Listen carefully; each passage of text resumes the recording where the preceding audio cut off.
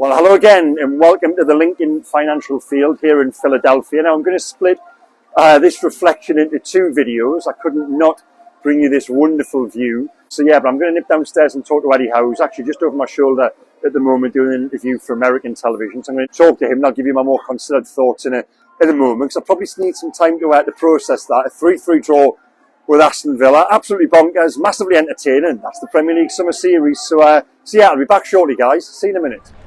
Right, well, I'm glad I gave myself that little delay because I've actually changed my opinion on the game. I haven't gone down and spoken to Eddie. Yeah, I was ready to come out and say Eddie Howe has overthought the Premier League Summer Series.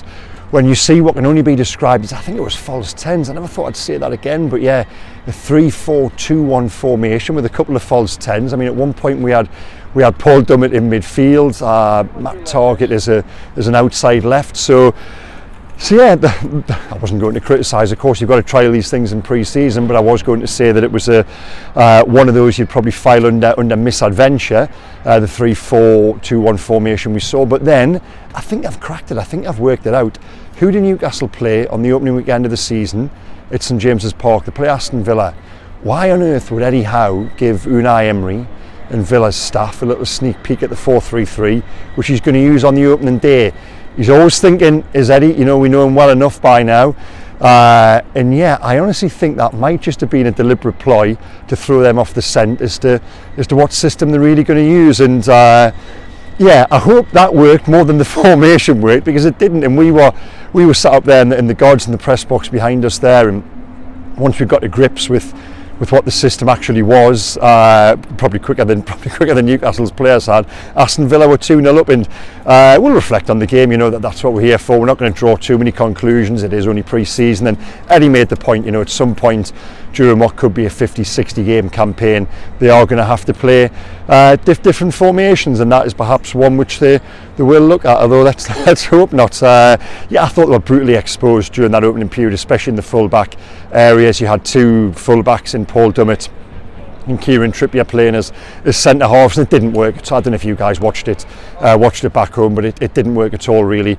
Aston Villa were getting in at will, and it was no surprise really to see them go 2-0 up. I thought Villa, by the way, they were really powerful in midfield, and one thing we can take as a slight conclusion is that Bruno Guimaraes and Sandro Tonali were paired together, and everyone was very excited about that because they sat next to each other on an aeroplane.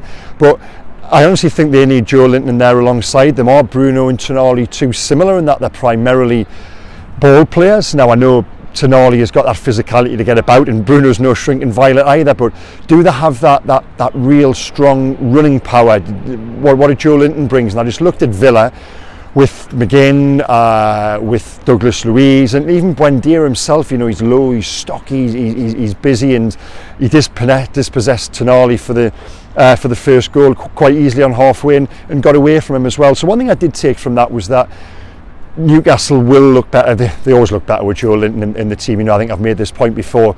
The one player I would have in the set, the old cliche, the first name on the team sheet. I made this point that the true faith end of the season talking for me would be Joe Linton. I think he single-handedly now makes the biggest difference to Eddie Howe's side. So yeah, that was one takeaway. Now I've started on a few little negatives there, haven't I? Newcastle actually got to grips with things, and it was the drinks break. Now Eddie's just joked with us in there saying if you can introduce drinks breaks all the time when you're 2-0 down. He said it really did help them, and it did.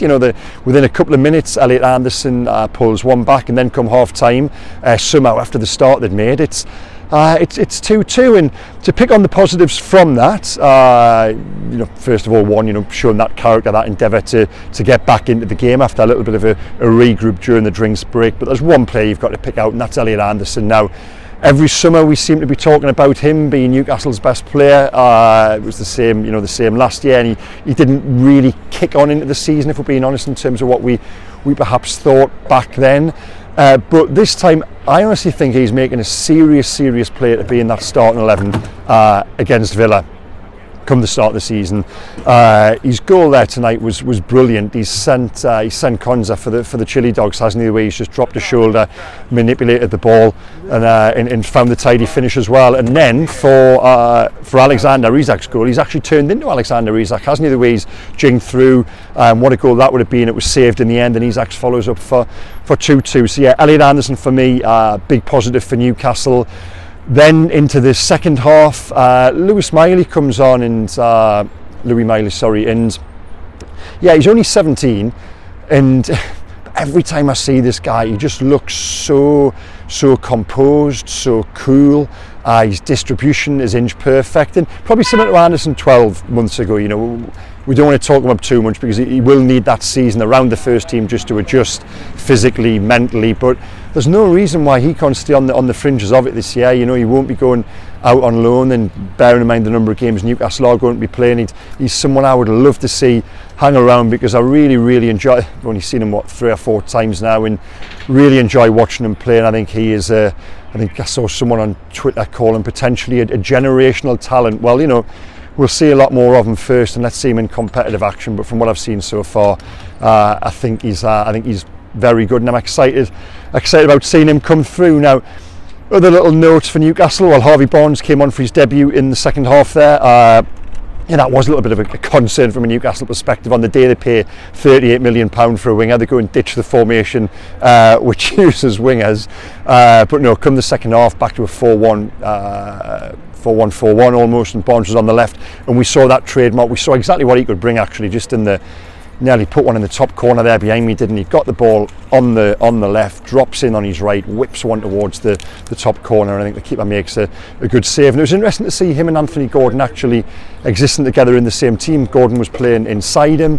While we probably won't see that going forward, because I think the formation will switch back to a 4-3-3, if there is a way in which Howe can get Barnes and Gordon into his strongest 11, I think he should try and explore that, because Anthony Gordon has come back absolutely flying. We've just spoken to him there outside the dressing room. He revealed he only had 4 days holiday in between the Euros and coming back to pre-season training with Newcastle, and it tells as well. And you know, we go back to that Southampton game where he was hooked at half time, and he admitted himself, you know, there was so much for him to take in terms of swallowing Eddie Howe's dossier, basically, of all the playbook which we've seen the rest of the players do. And I think some players actually, you know, felt a little bit of sympathy for Gordon, that he was thrust into that in the middle of a season, and he did struggle a little bit. He's just admitted that to us there, but yeah, he looks super sharp, and someone who can probably go into the new season with a little bit of momentum compared to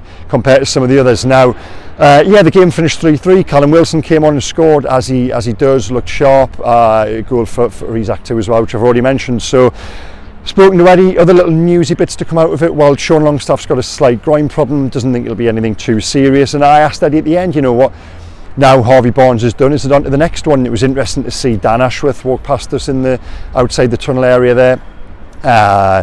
Andy Howe, who was absolutely, you know, key and central to Newcastle's recruitment plans, he's out on this trip as well. So Eddie said yes, they're moving on to the next one. They're already thinking about that. Whether that is going to be Tino Livramento, we'll have to wait and see. That one's gone a little bit quiet in the last 48 hours. So lots of work going on here behind the scenes with Newcastle. We now fly into Atlanta in the morning for Newcastle's game against Chelsea on Wednesday night. And yeah, the Premier League Summer Series, I tweeted something earlier, which I don't think some people quite got the irony or the sarcasm, but yeah, the greatest footballing competition in the world. It's only been going 48 hours, and we've already seen 18 goals over 3 games here.